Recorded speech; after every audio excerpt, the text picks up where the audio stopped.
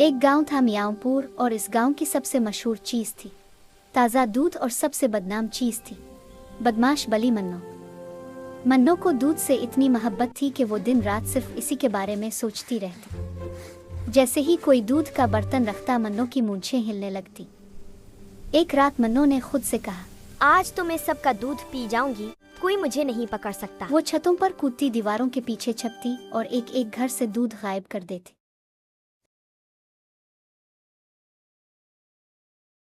सुबह हुई तो पूरे गांव में शोर मच गया। What happened? Look, the pots are empty.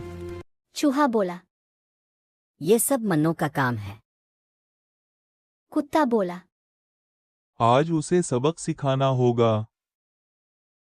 मन्नो दूर बैठकर सबकी बातें सुन रही थी और दिल ही दिल में हंस रही थी, पकड़ कर दिखाओ मुझे। लेकिन मन्नो को क्या खबर थी कि अगला दिन इसकी जिंदगी बदलने वाला है।